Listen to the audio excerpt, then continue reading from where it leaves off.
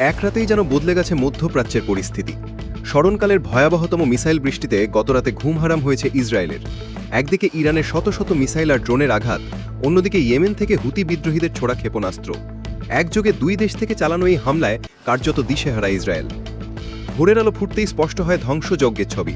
The Times of Israel জানাচ্ছে, এখন পর্যন্ত ধ্বংসস্তূপ থেকে ৮ জনের লাশ উদ্ধার করা হয়েছে। আহত ২ শতাধিক মানুষ হাসপাতালে মৃত্যুর সঙ্গে পাঞ্জা লড়ছেন। কিন্তু ইসরায়েলের জন্য আতঙ্ক কেবল একদিক থেকে আসেনি।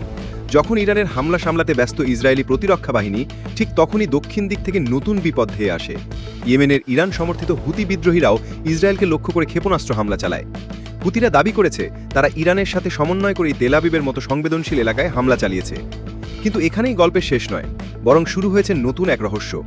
হুতিরা হামলার দাবি করলেও ইসরায়েলের সামরিক বাহিনী বা আইডিএফ তা সরাসরি নাকচ করে দিয়েছে। তাদের মতে গত ২৪ ঘন্টায় ইয়েমেন থেকে কোনো ব্যালিস্টিক মিসাইল তাদের দেশে আঘাত হানেনি। তবে তারা স্বীকার করেছে শুক্রবার হুতিদের ছোড়া একটি মিসাইল পশ্চিম তীরের একটি ফিলিস্তিনি শহরে আঘাত হেনেছিল, যাতে বেশ কয়েকজন আহত হন। তাহলে হুতিদের রবিবারের হামলার দাবি কি শুধুই মনস্তাত্ত্বিক যুদ্ধ, নাকি ইসরায়েল কোনো কারণে ক্ষয়ক্ষতির পরিমাণ লুকাতে চাইছে? এই ধোঁয়াশা পরিস্থিতিকে আরও জটিল করে তুলেছে। যুদ্ধের এই হিসাব নিকাশের বাইরেও রয়েছে এক মানবিক বিপর্যয়।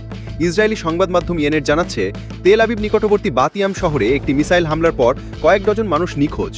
হোমফ্রন্ট কমান্ডের আশঙ্কা, সেখানে অন্তত ৩৫ জন মানুষ ধ্বংসস্তূপের নিচে চাপা পড়ে থাকতে পারেন। সময় গড়াচ্ছে আর তাদের জীবিত উদ্ধারের আশাও ক্ষীণ হয়ে আসছে।